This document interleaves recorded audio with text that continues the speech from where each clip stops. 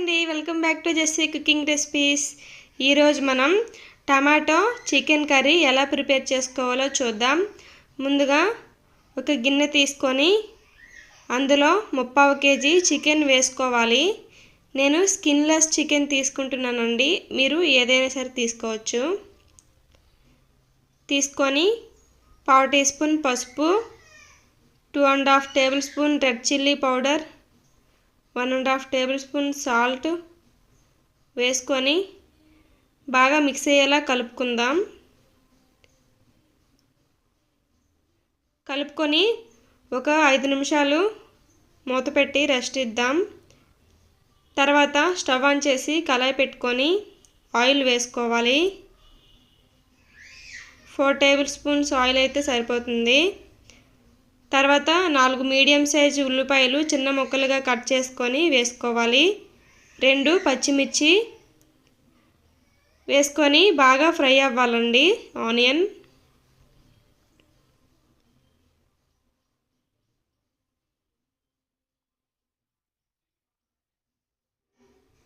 కొంచెం ఫ్రై అవ్వడానికి టైం పడుతుందండి, ఒక 10 నిమిషాలు. ఇలా ఫ్రై అయిన తర్వాత 2 టేబుల్ స్పూన్స్ అల్లం వెల్లుల్లి పేస్ట్ వేసుకుందాం. అల్లం వెల్లుల్లి పేస్టు పచ్చి వాసన పోయే వరకు వేయించుకోవాలి.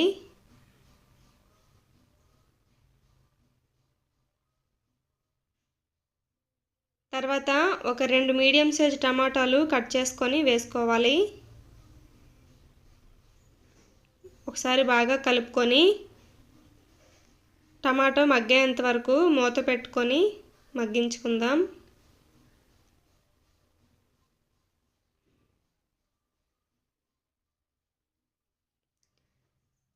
టమాటో మగ్గిపోయిందండి,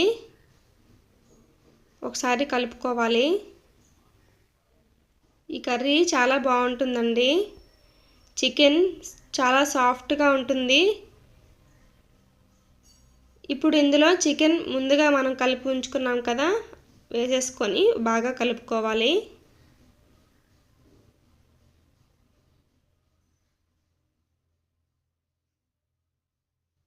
ఇలా బాగా కలుపుకొని చికెన్ మగ్గేంత వరకు మూత పెట్టుకొని మగ్గించుకుందాం.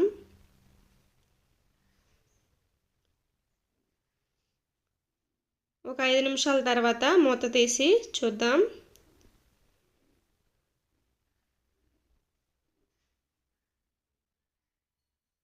చికెన్లో వాటర్ వస్తుందండి. మనం వాటర్ ఎక్కువగా వేయకపోయినా పర్వాలేదు, ఈ వాటర్తోనే చికెన్ బాయిల్ అయిపోతుంది. ఇప్పుడు ఇందులో ఒక 1/2 కప్పు పెరుగు వేసుకుందాం. పెరుగు వేసుకోవడం వల్ల చికెన్ చాలా సాఫ్ట్గా ఉడుకుతుందండి. వేసుకొని బాగా కలుపుకొని మరొక 2 నిమిషాలు మూత పెట్టి మగ్గించుకుందాం.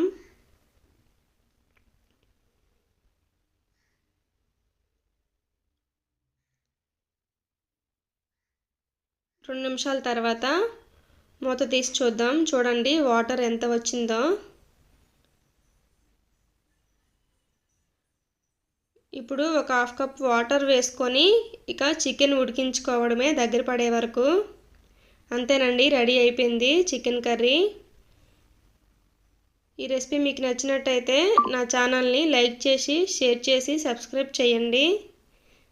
గంట సింబల్ని కూడా ప్రెస్ చేయండి. ఈ కర్రీ ఎందులోకైనా సరే బాగుంటుంది. రైస్, బిర్యానీ, చపాతీ ఎందులోకైనా బాగుంటుందండి chicken curry. Thank you for watching.